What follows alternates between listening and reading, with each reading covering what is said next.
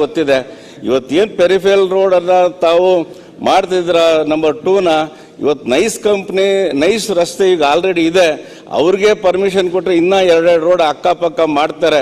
ಈ peripheral road ಇಂದ ಒಂದು 10,000 ಮನೆಗೆ ತೊಂದರೆ ಆಗುತ್ತೆ. ಎರಡನೇದು, ಈ ನೈಸ್ ರೋಡ್ ಎಲೆಕ್ಟ್ರಾನಿಕ್ ಸಿಟಿಯಿಂದ ಕೆಂಗೇರಿವರೆಗೂ ಮಾಡಿರೋಂಥ ಇದರಲ್ಲಿ ಒಂದು ಕಡೆನೂ ಟ್ರಕ್ ಟರ್ಮಿನಲ್ ಇಲ್ಲ ಅಧ್ಯಕ್ಷರೇ.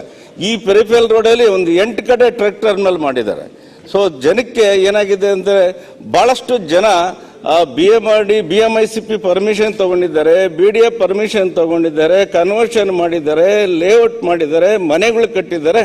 ನೋಟಿಫಿಕೇಶನ್ ಬಂದಾಗಿಂದ ಯಾರು ಜನ ಸರಿಯಾಗಿ ಲೋಕಲಲ್ಲಿ ನಿದ್ದೆ ಮಾಡ್ತಿಲ್ಲ ಅಂತ ಹೇಳೋದಕ್ಕೆ ಸಭಾಧ್ಯಕ್ಷರೇ, ನನ್ನ ಕ್ಷೇತ್ರ ಮತ್ತು ನಮ್ಮ ಸೋಮಶೇಖರ್ ಸಾಹೇಬ್ರ ಕ್ಷೇತ್ರ, ನಮ್ಮ ವಿಶ್ವನಾಥ್ ಕ್ಷೇತ್ರ 3 ಬರುತ್ತೆ. ತಮಗೆ ಬಹಳ ತಿಳುವಳಿಕೆ ಇದೆ, ಹೆಚ್ಚು ಅನುಭವ ಇದೆ.